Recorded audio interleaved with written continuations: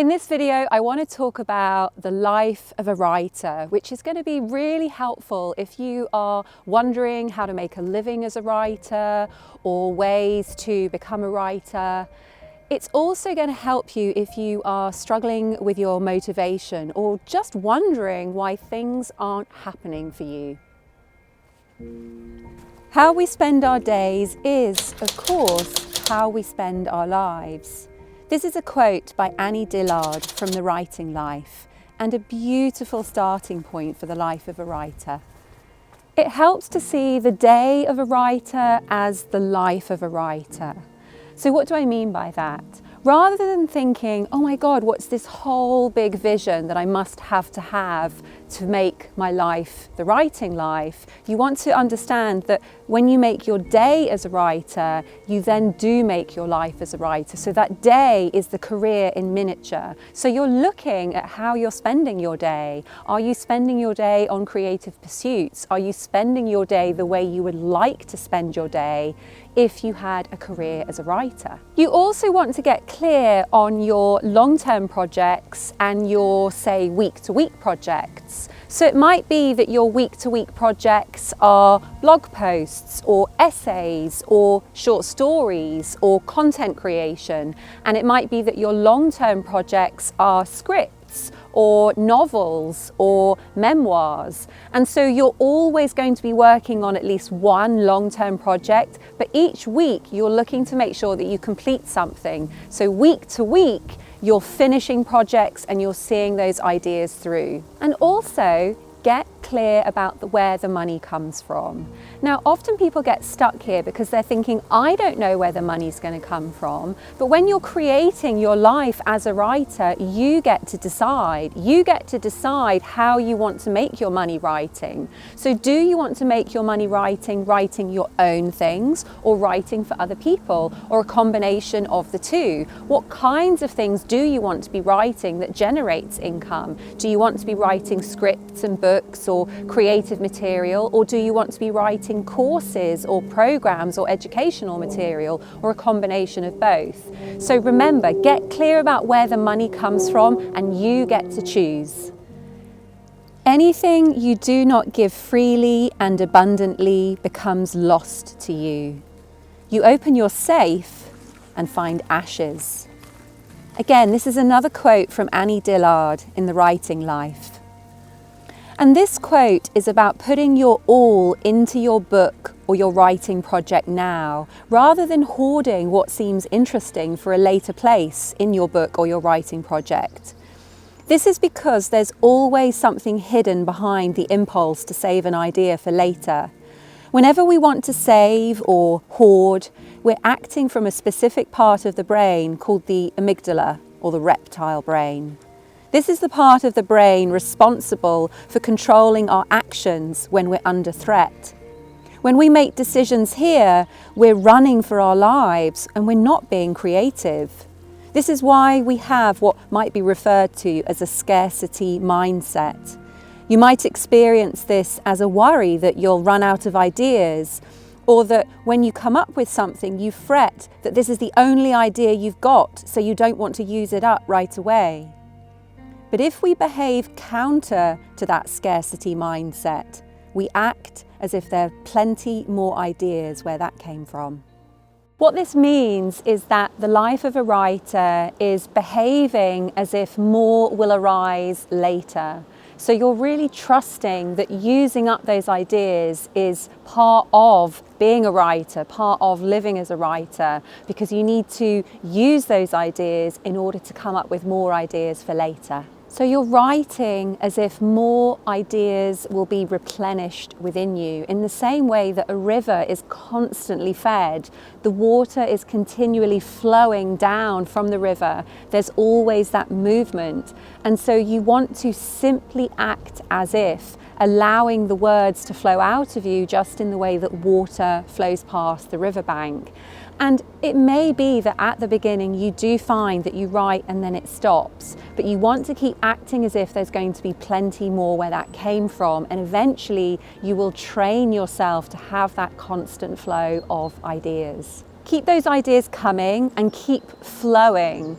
So what that means is you want to move through life with a real eagerness to experience it, because the more you flow and move through life, really experiencing what life has to offer, the more you're going to replenish yourself and the more you're going to have new ideas to keep coming up with, living the life of a writer. A schedule defends from chaos and whim.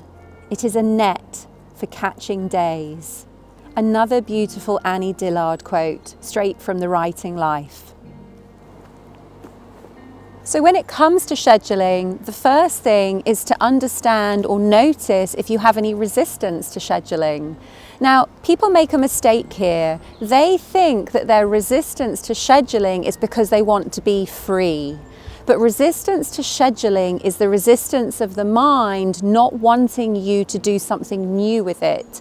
The mind likes to stay safe. It likes to continue what it's always done before. So the irony is you think that by not scheduling you're remaining free, but what you're doing is you're remaining a slave to what your mind wants. Rather than saying, I'm going to try something new, I'm going to schedule, and that's going to set me free to live the life of a writer. The second thing about scheduling is to let you know the mistake writers make is that they try to write all day rather than having a short specific time to write. So imagine you had a personal trainer and your personal trainer showed up in the morning and was like, right, we're going to work out. And you were like, great, how long are we going to work out for? And they were like, I don't know, just going to work out most of the day. Would you want to work out with your personal trainer? Versus if your personal trainer came round and said, we're going to be working out, we're going to do 45 minutes, but we're going to go hard. You're going to be much more inclined to get involved and take action on that workout. So it's the same with writing. Nobody wants to sit down with the thought that they have to write all day, that they have to stay chained to their desk and make sure that they get the job done. But if you start with small pockets of time, 15 minutes, half an hour, 45 minutes, an hour, and you break those sections up, you're going to find that you're much more successful in sticking to that schedule. So start small, get really clear about those pockets of time. Don't try to write all day. It simply doesn't work and it will leave you feeling despondent. And finally, what comes in with scheduling is reward. It's so important because let's face it, it's a really fantastic job if you did schedule something in and you stuck to it. So you want to reward yourself for that so that you continue to schedule and stick to it. So rewards are really important, and get clear when you are scheduling, get really clear in your mind if you take action on the things that you say you're going to take action on, in what way are you going to reward yourself, and make sure you follow through on that reward. He is careful of what he reads, for that is what he will write.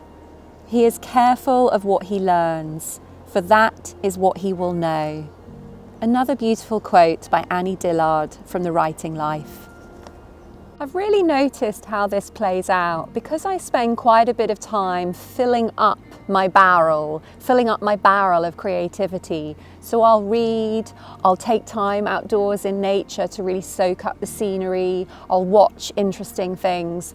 And what happens is the way that it comes out when I'm writing. So there isn't a sense of specifically reading something thinking, right, I know this is going to come out in my writing, or going out and having an experience thinking, right, this is exactly what I want to write about.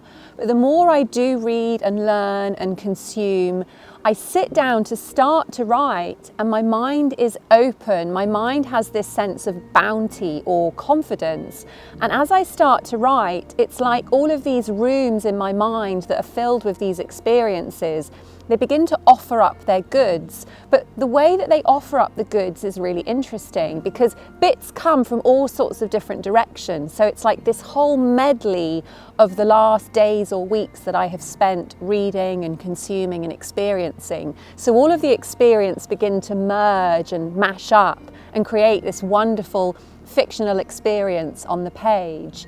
And so it's to bear in mind that you don't need to be really concentrating when you are reading or experiencing or learning, to simply trust that all of these experiences will be stored away in the mind and that when you come to write, they will be available to you. Out of a human population on Earth of 4.5 billion, perhaps 20 people can write a book in a year. Some people lift cars too. Some people enter week-long sledge dog races, go over Niagara Falls in a barrel, fly planes through the Arc de Triomphe. Some people feel no pain in childbirth. Some people eat cars. There is no call to take human extremes as norms. Another amazing quote by Annie Dillard from The Writing Life. Notice when you are making comparisons. Sure, we do want to look at what other writers are doing and the way other writers are living their lives, but are you making comparisons in a way that come as a beneficial experience? Or are you having the sense of, I really feel like I'm falling short from making this comparison? So you want to make sure that when you're learning from what others are doing, that it feels inspirational rather than demotivating. We're all different. We all come to our writing life with whatever characters and personalities and desires and work-life balance that we have as unique people. So it's to really honour that. It's to really honour what's within you and how you want to be a writer. How long do you want to take to finish a writing project? You get to choose. As long as you're finishing your work, you can take as long as you want to finish it. There have been hugely successful books that have taken 10 years to write, and there have been hugely successful books that have taken a year to write. It's not a race. It's about you having creative fulfillment and you really enjoying your life as a writer. So remember, you are unique and you get to choose. I get it. When we're faced with this opportunity of being able to choose, it can seem daunting, especially if we're used to pleasing others or doing what others tell us. Like it's a real hangover from school. We're so used to fitting to someone else's routine or someone else's rules that it can feel intimidating when you've got this whole space to decide for yourself. But you do get to create your life as a writer. So really think about it. For me, I wanted to make sure that my day involved a lot of time to spend in nature because I know that nature is a huge source of inspiration for me. So I knew that I wanted to be able to find a way to write where I could be outdoors and also indoors, but I also wanted to make sure that I found a way to be interacting with other people, which for me is why I love being a coach and running a coaching program for writers as well as being a writer. So you get to choose exactly the way that you work as a creative.